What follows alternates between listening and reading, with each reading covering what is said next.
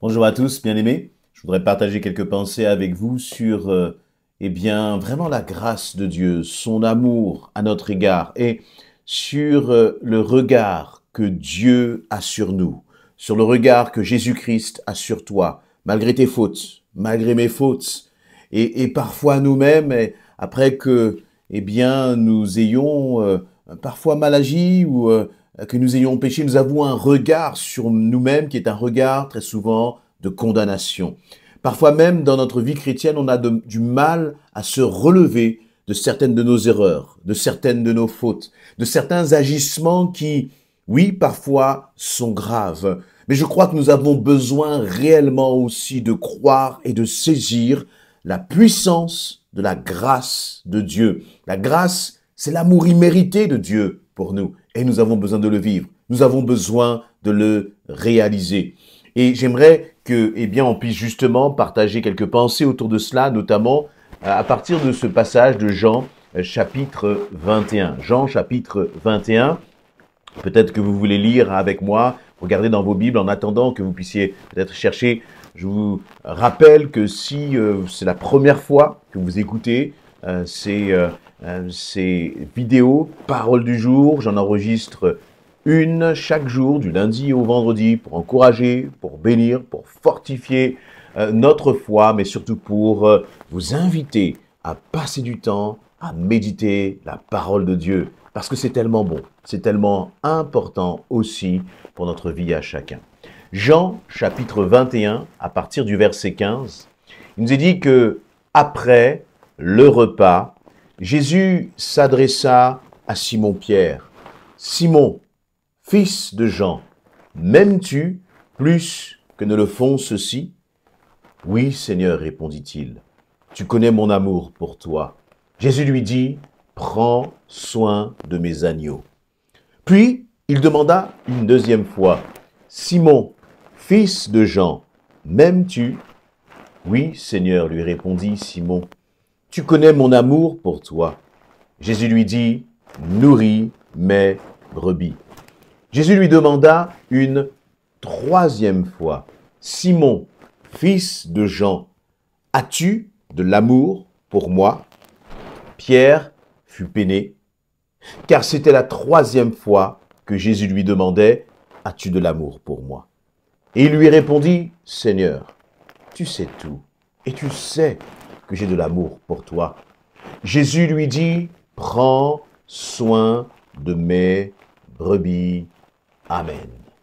Je vais m'arrêter là, il y aurait tellement de choses à dire sur ce passage, sur cette notion de prendre soin des brebis, prendre soin des agneaux, sur le m'aimes-tu, où on voit que dans, le texte en hébreu, c'est pas le même mot qui est utilisé sur le Pierre m'aimes-tu, sur le mot aime, mais ce qui m'a interpellé dans ce passage, c'est à chaque fois la réponse de Jésus. Jésus est donc là, il interroge Pierre et il lui pose 3 fois la même question. « Simon, fils de Jean, m'aimes-tu plus que ne font ceux-ci » La question même est un peu bizarre parce que Jésus est dans une forme de comparaison. « Est-ce que tu m'aimes plus que ne le font ceux-ci » Et donc Pierre va répondre « Oui, Seigneur, tu connais mon amour pour toi. » Et je crois qu'il répond de façon juste, sachant que ce n'était pas évident pour Pierre de répondre à Jésus sur cette question. Pourquoi ? Parce que, quelque temps auparavant, avant que Jésus-Christ soit crucifié, il nous est dit que, il nous est dit que Jésus, va dire à Jean, avant même que le coq n'ait chanté, tu me renieras 3 fois, à 3 reprises. Pierre avait déjà fait Pierre avait déjà fait une déclaration d'amour au Seigneur Jésus en disant, jamais toi tu ne seras crucifié, jamais nous viendrons te prendre tant que je serai là. Et pourtant, lorsque les soldats sont venus chercher, s'emparer de Jésus à Gethsémani, Pierre a tout simplement renié Jésus. Au chant du coq, avant même que le coq, il avait renié Jésus à 3 reprises. Lui qui avait fait une magnifique déclaration d'amour au Seigneur. Et donc, lorsque après la résurrection de Christ, le Seigneur revient justement se présenter aux disciples et le Seigneur va se pencher spécifiquement sur Pierre, en lui demandant à 3 reprises, « Pierre, m'aimes-tu » Pierre, ce que je trouve encourageant dans son attitude, c'est qu'il a répondu, « Tu connais mon amour pour toi ». Première reprise. Deuxième réponse, « Tu connais mon amour pour toi », verset 16. Et puis troisième réponse, comme Jésus insiste, il a été un peu attristé et il a répondu, « Seigneur, tu sais tout, tu sais que j'ai de l'amour pour toi ». Et donc à 3 reprises, finalement, il ne va pas se laisser balayer par les doutes. Il va très certainement que toutes les fois où, il n'a pas tenu sa parole à l'égard du Seigneur, toutes les fois où il a fauté, toutes les fois où il n'a pas été aussi fidèle qu'il l'aurait voulu, et tout cela a dû remonter à la surface dans sa mémoire au moment où Jésus lui pose cette question, « Pierre, m'aimes-tu » Mais la conclusion de tout cela, pour Pierre, ça a été, « Seigneur, tu sais tout et tu sais que j'ai de l'amour pour toi. » Je voudrais vous encourager à travers cela. Parce que tout ce temps que nous sommes, nous sommes faillibles dans notre amour pour Christ. Nous faisons des promesses au Seigneur, nous prenons des engagements. Parfois même, on a tellement eu d'échecs pour des engagements que nous n'avons pas réussi à tenir, que nous n'osons même plus nous engager auprès du Seigneur. Mais ce qui compte au final, ce n'est pas l'amour parfait que tu vas exprimer au Seigneur. Ce qui compte au final, ce n'est pas l'attitude parfaite que tu vas manifester au Seigneur. Ce qui compte, c'est ton amour pour lui. Ton désir de grandir, ton désir de croître, ton désir d'avancer, ton désir aussi de dire, de savoir se repentir quand parfois tu as fauté, mais de toujours revenir au Seigneur. Parce que, quoi qu'il arrive, notre amour pour Christ ne sera pas parfait, bien-aimé. Et nous devons donc apprendre à compter sur sa grâce, c'est-à-dire dans l'amour immérité du Seigneur pour nous. Et vous savez, ce n'est pas une sorte de permis de péché dont je suis en train de vous parler là. Mais c'est simplement le fait de reconnaître que nous sommes faillibles. Nous sommes faillibles et il n'empêche que nous pouvons sincèrement aimer le Seigneur. Nous pouvons sincèrement avoir le désir de vivre pour lui. Et je crois que la vie chrétienne, c'est une marche. Parfois, on tombe, mais le Seigneur est toujours là pour te relever. Mais pour qu'il te relève, il faut que toi aussi, tu sois capable de dire, « Seigneur, c'est vrai, je suis là comme cela avec mes défauts, mes imperfections, mais je t'aime, Seigneur. » Et vous voyez, lorsque Jésus, finalement, pose cette question à Pierre à 3 reprises. Jésus ne va pas faire de reproche à Pierre. Jésus aurait pu dire à Pierre, oui, tu dis cela, mais tu vois, la dernière fois, voilà comment les choses se sont passées. Non, Jésus n'a pas fait comme remonter à la surface les failles de Pierre, ses manquements. Non, Jésus a pris la parole de Pierre, il l'a entendue et il l'a reçue, simplement. Et nous-mêmes, parfois, nous avons du mal à nous pardonner nous-mêmes, alors que Jésus t'a déjà pardonné. Alors que Jésus te dit, ne reste pas là, au bord du chemin, comme si je t'avais rejeté. Non, je suis venu, moi, te dit Jésus, je suis venu déchirer l'ordonnance, justement, qui te condamnait. C'est moi, Jésus, qui est venu enlever la condamnation qu'il y avait sur ta vie. Alors pourquoi, parfois, continues-tu de maintenir cette condamnation sur toi, alors que moi, je suis venu pour nettoyer, effacer ton péché? Voyez, ce que je disais tout à l'heure, c'est que ces paroles-là ne sont pas, encore une fois, un droit à pécher, une incitation à pécher en se disant, quoi qu'il arrive, je peux pécher, de toute façon, le Seigneur va me pardonner. Non, on ne doit pas considérer la grâce comme du Seigneur comme étant vaine, mais au contraire, on doit plutôt se dire, mais Seigneur, parce que je t'aime, et parce que je réalise aussi les dégâts du péché sur ma vie, je veux renoncer au péché. Et en même temps, je ne me laisserai pas enfermer dans la culpabilité parce que j'ai un Dieu qui est suffisamment grand pour me pardonner. J'ai un Jésus qui est pour moi un avocat auprès du Père. Et Jésus plaide ta cause, pas une fois, pas 2 fois, à chaque instant, à chaque moment que tu reviens à lui. Encore une fois, nous devons bien sûr mesurer les conséquences de notre péché. Parce que ce n'est pas parce que nous sommes pardonnés qu'il n'y aura pas de conséquences sur notre quotidien. Mais la pire des conséquences, ce serait de rester sous la condamnation comme si le sacrifice de Jésus-Christ n'était pas suffisant. Laisse-moi te dire une chose. Le sacrifice de Jésus-Christ est suffisant pour payer pour toutes tes fautes, présentes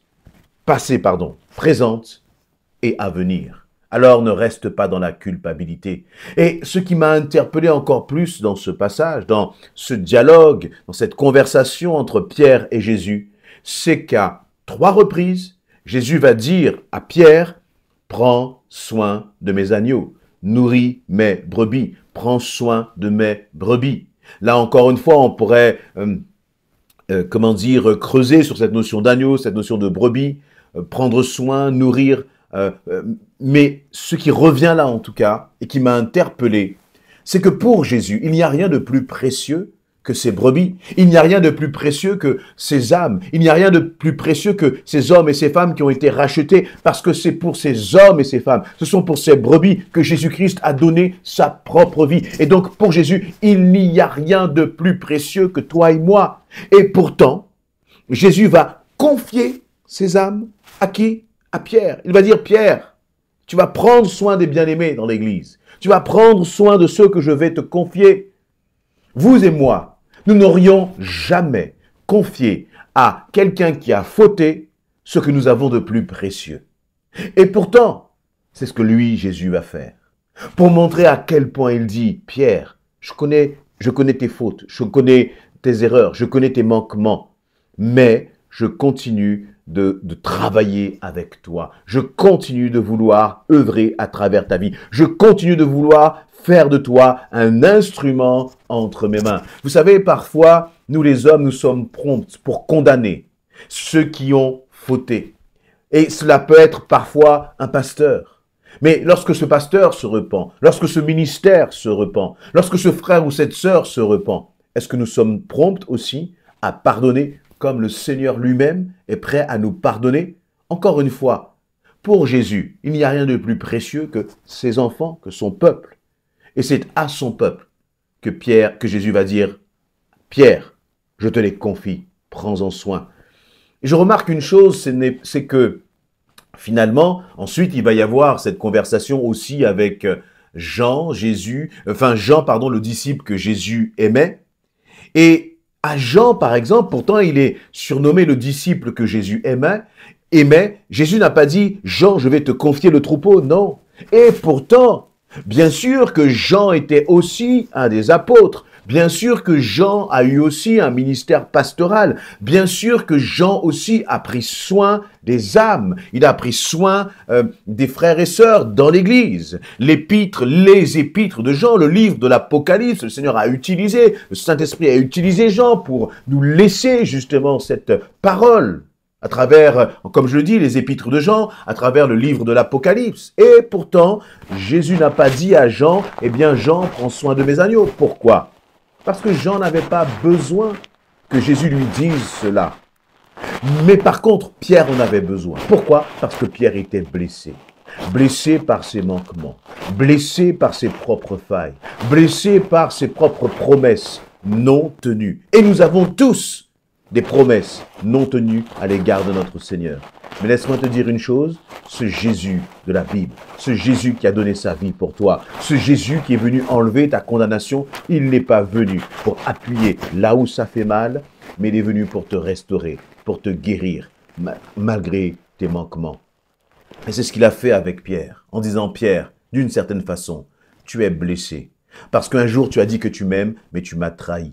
Mais aujourd'hui, ne marche plus dans la culpabilité, parce que moi, le Seigneur, je te fais confiance. Et je crois aussi que le Seigneur veut te dire cela. Appuie-toi sur lui. Le Seigneur ne te condamne pas, mais je crois qu'il veut travailler avec toi. Alors toi, simplement, pardonne-toi comme le Seigneur te pardonne. Amen. Si cette parole vous a fait du bien, vous a encouragé, ou peut-être que vous avez un témoignage dans ce sens à partager, je vous invite à le faire en commentaire, et cela fera du bien aussi à d'autres. Amen.